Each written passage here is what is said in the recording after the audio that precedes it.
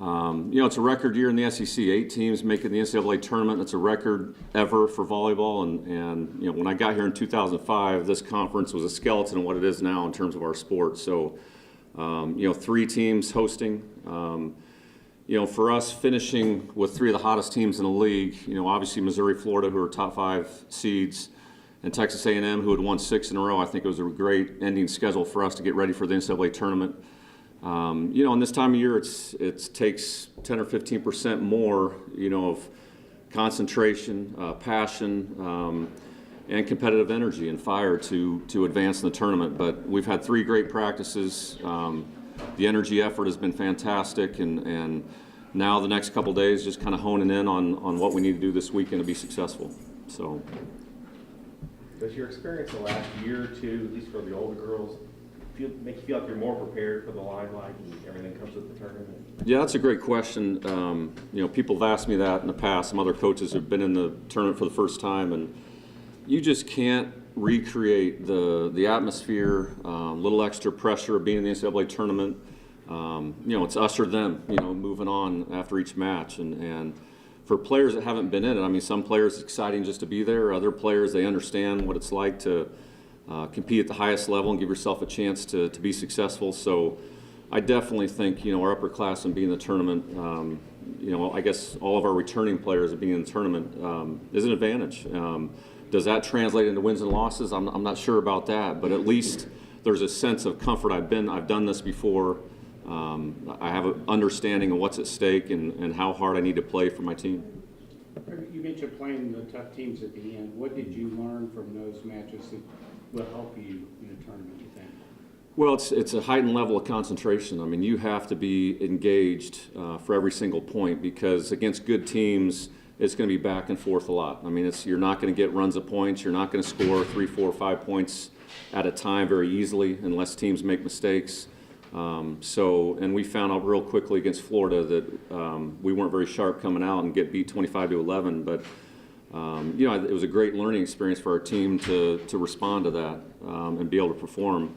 A team like Texas A&M, who had won 6 straight, they brought everything at us, and we actually didn't play great offensively. In fact, made a lot of hitting errors. But that match really helped us understand how important our defense is, because we had a lot of blocks and forced them into hitting errors themselves.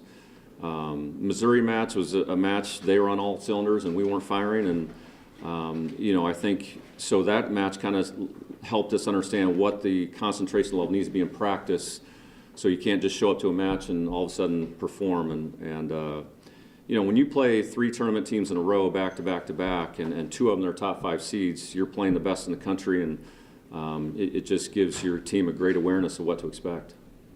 Do you do anything specific in practice this week to maybe address starting well? You talked about that Florida match.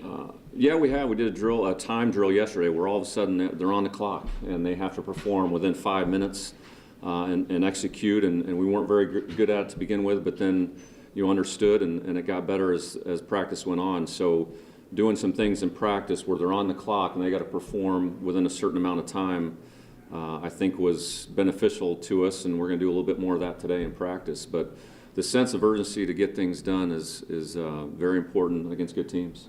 I was talking to Zane Morgan on Sunday. She specifically mentioned sort of blocking out distractions this week.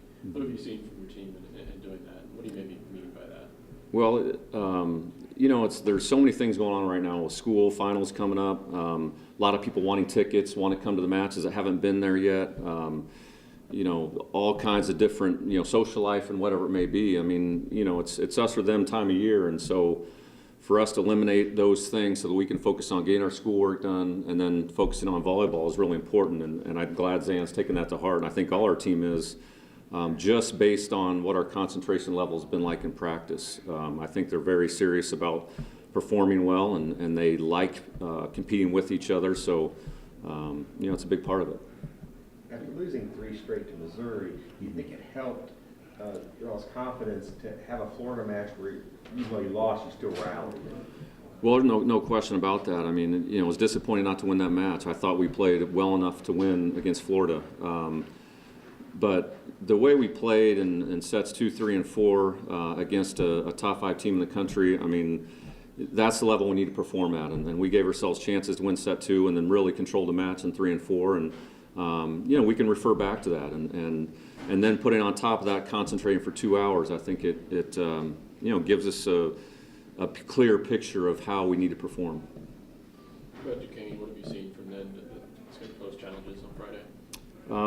They're a team made up of a lot of kids that have come from good club programs, so they're experienced, and they have 3 attackers very capable of putting the ball away, and we have to be very prepared in each particular rotation and understand which attacker is the one that's getting the most balls. So we played them last year and won the match, but they've improved significantly from last season and made a great run through their conference, and actually beat VCU, who took us to 5 earlier in the season on 2 occasions. So very good team.